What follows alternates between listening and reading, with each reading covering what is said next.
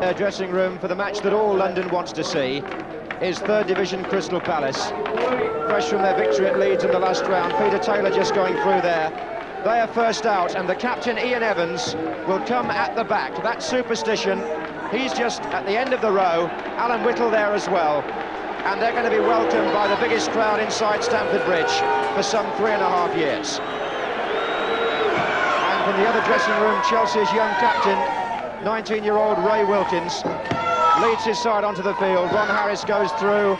Young Steve Wicks, only 19, a mixture of youth and experience. And Chelsea must have forgotten what it's like to run out in front of this sort of support.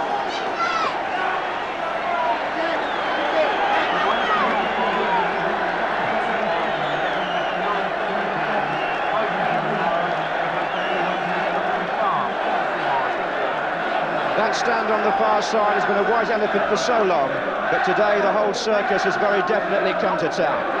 Eddie McCreadie named his Chelsea team shortly before the kick-off, and it shows that 19-year-old Steve Wicks is preferred at number 6 to David Hay, and at number 10, Ken Swain gets the shirt that would have been worn by the now retired Ian Hutchinson, about whom Eddie McCreadie had some words to say, I gather, before the players left the dressing room. Number 11, Bill Garner, made a late recovery from flu, and Chelsea have decided to risk him. The Crystal Palace team is the one that won at Leeds. The only survivor there from the side which last played Chelsea in the Cup some 5 years ago is number 2, Peter Wall, and his role in the Palace defence today could be more than interesting. Ron Harris, a survivor of the Chelsea team that last played Palace in the Cup, and of course the Chelsea captain when they won the trophy in 1970. And as Palace in the white prepare to kick off, the crowd inside the ground approaching 50,000, and people still making their way through the turnstiles. Chelsea in the blue, playing from right to left. The pitch is good, although it may get heavy. And here's Ian Britton, number 7 for Chelsea.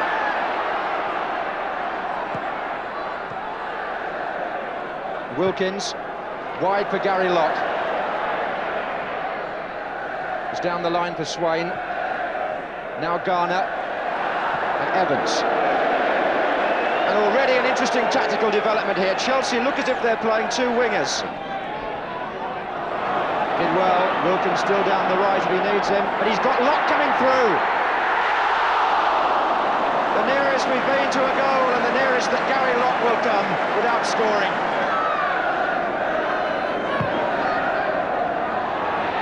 Was Droy, and as Mayback goes in, a foul on the goalkeeper.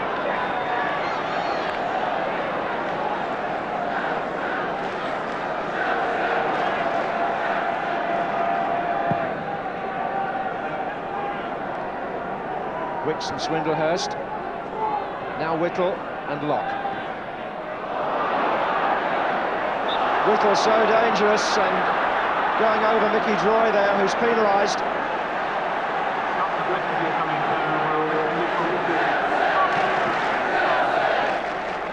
Bonetti checking that his wall is in the right position. Palace with 3 men to come in from this side. Peter Taylor again on the ball.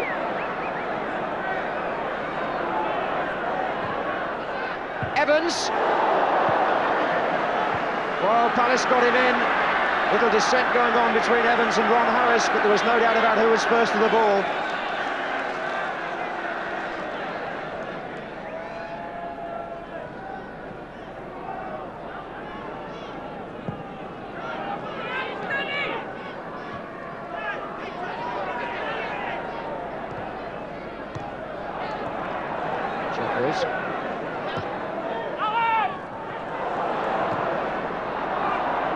And again, Palace building well. Here's Whittle. And it was Cook who won it back for Chelsea, just the 2 up front ahead of him. One of them is Maybank. Now Harris.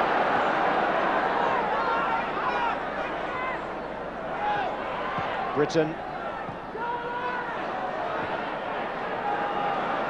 Locke. Chelsea with 8 men pushed forward in this attack.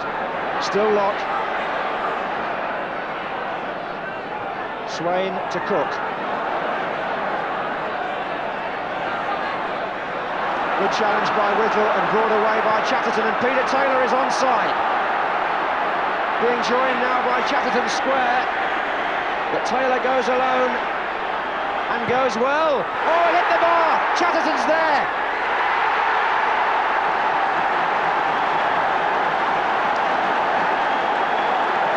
Chatterton raises his arms in delight.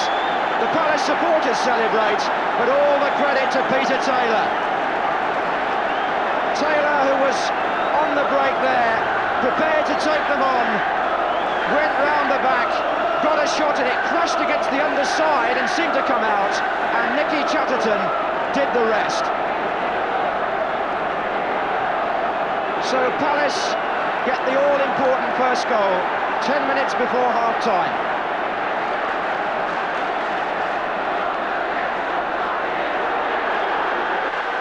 And Chelsea might well reflect, and I'm sure Malcolm Allison will think so too, that was the first time Palace have really looked dangerous. Troy. Chelsea were doing more of the attacking before the goal, but they've got to do even more than that now, and not get caught on the break again. Here's the man that did it, Peter Taylor. Swindlehurst is to the right, and Whittle to the left.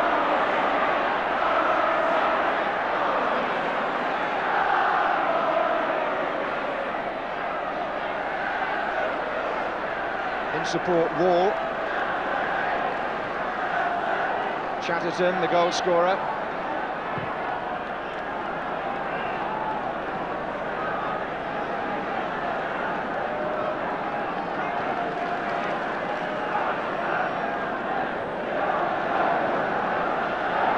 Cook.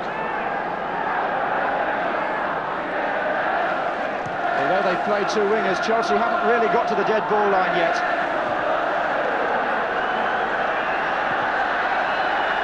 That was Wilkins who fell, and Whittle who benefited. Swindlehurst going through the middle. Here's Taylor again, and Palace now is stretching Chelsea. Chatterton's going inside again, there he is. On again for Taylor. Well, this man may well have won the tie in the space of 2 minutes. Just look at the joy on the Palace faces. Peter Taylor takes Chelsea apart, and Malcolm Allison raises the hat. Taylor this time, the scorer himself, although again he made it really. Brought it inside, got the return from Chatterton, and that low left foot shot beat Benetti. And still the fighting going on the terraces. What a shame that the crowd have spoilt this, because Palace are playing some football now. And the half-time whistle goes. We still don't know the full extent of that crowd trouble behind one goal, but it's pretty bad in places, you can see from that. But no doubt at all what's happening on the field. Third Division Crystal Palace have snatched 2 goals at the most important time. Peter Taylor making them both, scoring one himself, and Chelsea with it all to do in the second half.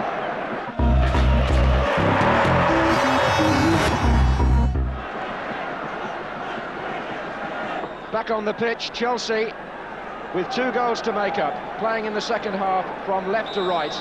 And my word, what a cup tie this is going to be if they can get back in the hunt.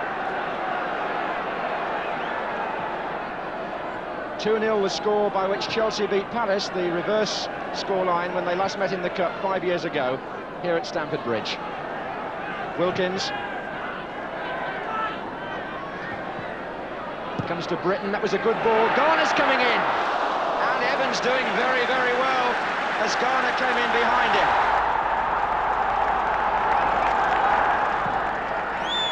Driven again, that was for Wicks. Garner, and Hammond almost surprised to find the ball in his arms.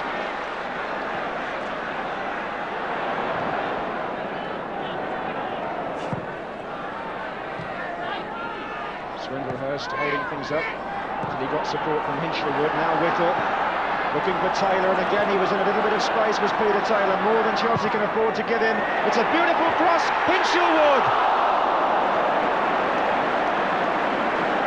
Martin Hinchleywood so very, very close to number 3. but Peter Taylor again was the man.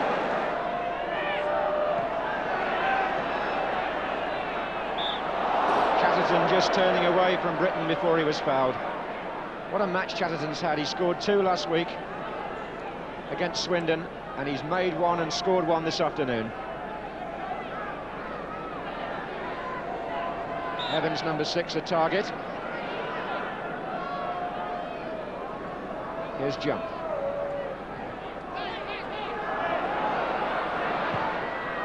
Taylor. Taylor again. And again. Oh, what power in that one. He's just as good with either foot as Peter Taylor, left or right. The left again there, just like the one that scored the goal.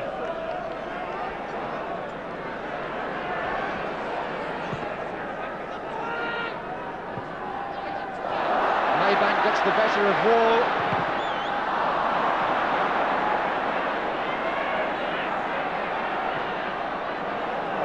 Evans breaking well out of defence. Just look at the ground he's covered, the big man. And Droy sliding across, but now Whittle. Droy has gone down, in fact. Jump moves forward. This intelligent play by Palace. Look at the way the defenders are coming into the attack. Jump number 5. Still Chelsea down to 10 fit men. Droy nursing an injury, and Pat Partridge stops the game for that reason. Looks as though that could be the elbow. A worrying time for the Chelsea chairman, Brian Mears, at the end of the front row, just taking a light from the lady next to him, Mrs. Mears. Michael Caine is next to Mrs. Mears on the front row in the spectacles. And so Mickey Droy leaves the field, and David Hay, who's played, of course, in the biggest cup of them all, the World Cup for Scotland, but hasn't had a happy time since he came to Chelsea just afterwards, gets a chance to return to the action wearing the number 12.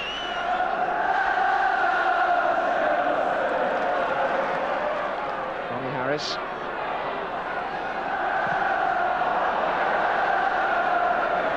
Palace really haven't given the Chelsea front players any scope at all.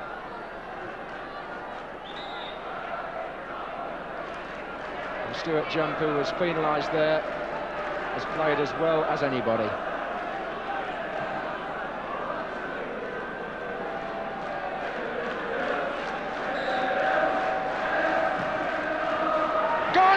Good save.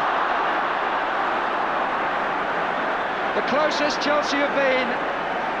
Garner got to the near post, and no wonder Chatterton pats Paul Hammond on the head, because that was a good reflex save, protecting Palace's 2-goal lead. Once the hands warmed there by Hinchelwood on a bitterly cold afternoon. This time away by Cannon. Here's Harris. Wilkins! They're appealing for offside, but it won't be given. Wilkins has scored for Chelsea. Just the goal they wanted to get back in the fight, and it comes from the 19-year-old skipper and sends the shed wild. Knocked back in again by Ronnie Harris, and Wilkins, seizing his chance, really lashed that one past Hammond. One or two Palace defenders thought there was a player offside there, but the linesman and referee went straight back to the centre, and now what a cup tie we've got.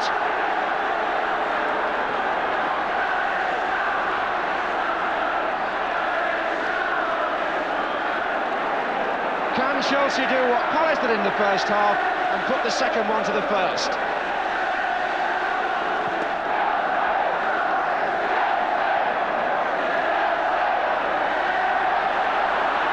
Britton, who's kept Chelsea going in the middle of the field, finding Locke. Whittle has tracked him back. Here's Hay. That's a good-looking ball. Maybank, Garner!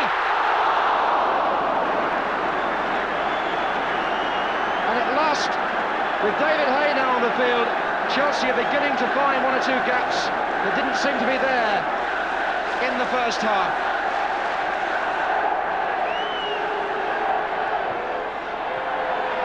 Swain. Maybank Trying to turn his man, but jump finds Whittle. David Hay a little unlucky, I think, there. But the referee, in fact, overrules the flag and it is a Chelsea throw.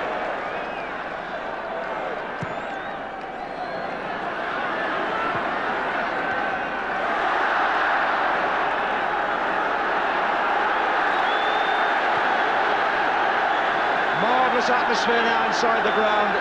Hay and Wicks have pushed up for the corner to support Ghana in the air. Wicks! Oh yes! What a moment for the 19-year-old defender, he can't believe it! Steve Wicks has equalised. In his first season, he gets a goal he'll never forget. The corner from the right, Wicks up at the far post, and it's 2-2.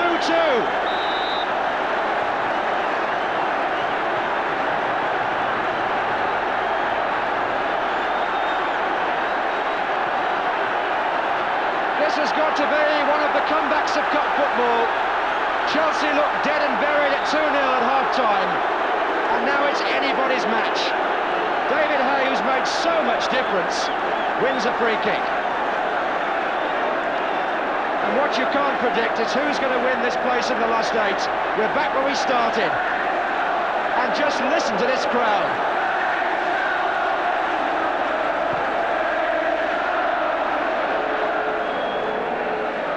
The goal coming in the 72nd minute. And Eddie McCready and Brian Mears, the chairman, in the stand there, must be absolutely delighted, as much as Malcolm Allison on the other side of the gangway must at this moment feel deflated.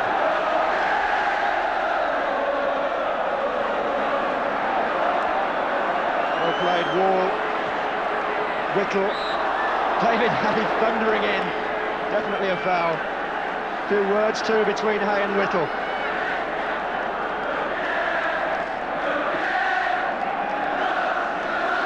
A few words from Pat Partridge.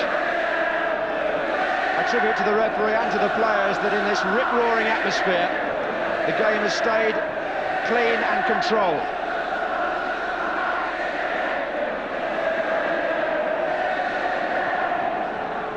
Palace looking for the set-piece move again. Evans comes in.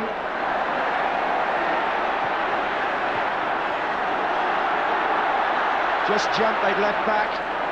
There's nobody offside, it's an awkward bounce, but Bonetti didn't get it. Cannon came in and hooked away by Ronnie Harris. Whittle now, knocked off the ball by Bill Garner. Foul. Somber faces again on the Palace side of the stairs there. Brian Mears still smoking, as he tends to do throughout the match. I don't think either chairman would mind a replay here in the financial position the two clubs find themselves. And it's a replay we're faced with if nobody scores again. But how can you predict that the way this match has gone?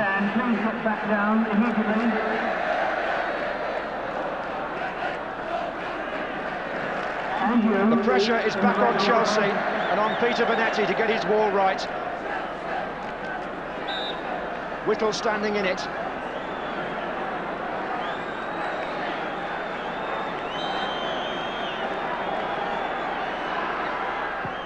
Taylor! Oh, what a goal by Peter Taylor! And what a one-man performance he's making this for Palace. And no wonder Malcolm takes the hat off again. Palace are back in front. Taylor's second, their third. Swindlehurst ran over the ball, and Taylor coming in behind, chipped beautifully past Bonetti. 30 minutes from the end, and now it's Chelsea 2, Palace 3.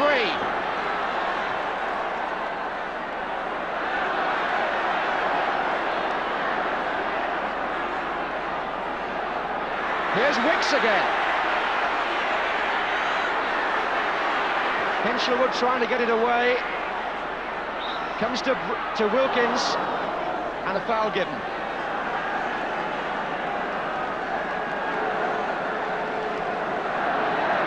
Chelsea committed, of course, to pushing everything forward in these last 10 minutes, and it may be that Palace will find something on the break again. But Hay winning it back from Cannon. Now it's Britain. Hay again. Number 11, Garner. To Cook. 6 blue shirts waiting in the middle. Here's Locke in some space. Cook again. And again Locke. Well driven. Oh, it came off Swain, actually, who couldn't really turn on it.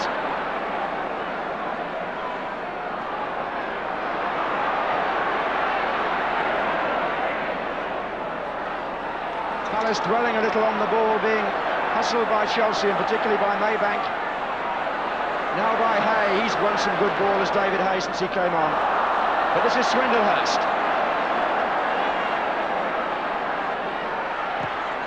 Good try. Awkward one, that. Bouncing not very far in front of Benetti.